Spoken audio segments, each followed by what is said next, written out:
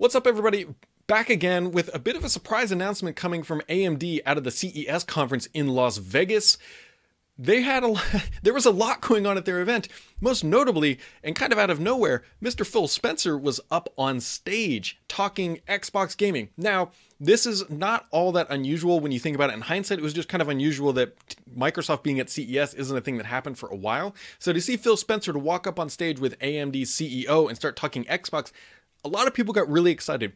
And so what they were talking about is how AMD and Microsoft have worked together for years building consoles, building that experience. AMD was ribbing on Phil for making them make all their stuff backwards compatible and how much work that was. And it was a really good-natured and kind of just happy conversation. Unfortunately, they didn't talk about next-gen specs, and they didn't even explicitly say that AMD was building the next-generation CPU for the Anaconda and Lockhart console, but it was very much implied. And it was great to see that these two were up there. It seemed like they were old friends. Obviously, they talk frequently as they are building out the Lockhart and Anaconda consoles, and while we didn't get any of those specs that all of us were wanting, it at least goes to show that, hey, AMD is definitely building the next-generation console. And that is a very good sign because that is what we've been hearing all along. Now, on that side, AMD did announce, very explicitly did announce this guy, which was a pretty big surprise. This is the Radeon 7, and this is going to help AMD compete against NVIDIA with the 2080 series graphics card. And it's a decently looking card. It's kind of got that minimalistic industrial design. I personally quite like it. Granted, I've always had that soft spot in my heart for AMD, as my first PC was an AMD. But this card is no slouch. I mean, it has 16 gigabytes of RAM, which basically means you could run one Chrome tab just on your graphics card. That is how powerful this thing is going to be. But more seriously, AMD wasn't holding back. This thing is going to cost $699, and it's going to be available in just a little over a month. I'm surprised they were to keep this thing under wraps so well. But here are some benchmarks that they show. Now, granted, take it with a grain of salt because this is AMD information here. But compared to the NVIDIA RTX 2080, the Radeon 7 is competing pretty much head-to-head on DX11 and DX12. Obviously, on Vulkan, it's going to come out ahead because AMD has a little bit better insight into that stuff.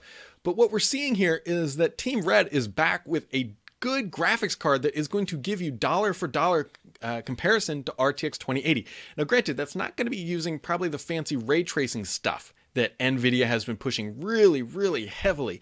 So the question becomes, if you want ray tracing, then you're going to have to go Team Green. But if you're just looking for a good performing card, you can definitely have options now, and you can cross-shop the 2080 into the Radeon 7 as long as the benchmarks compare, and get a really good graphics card once again from AMD. And this isn't, I don't believe, based on their new Navi. I believe this is just based on their 7 nanometer stuff. They kept talking about next-gen graphics cards coming out later this year, so keep that in mind.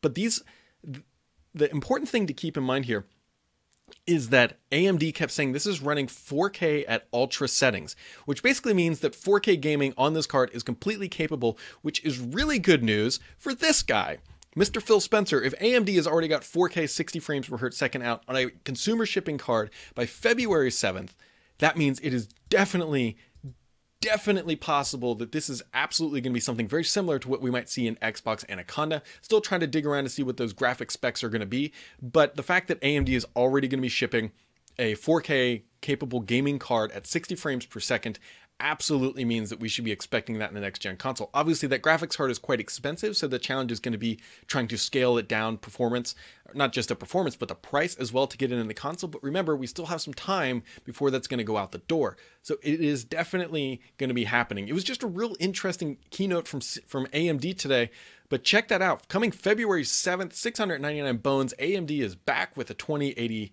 competitor. I am very excited because that means we're going to see more competition in the graphic card space, which means you can get a better value for your money. That's it for this, guys. We'll keep it locked here and see what else we can find at CES, Xbox, and everything else. Have a good one.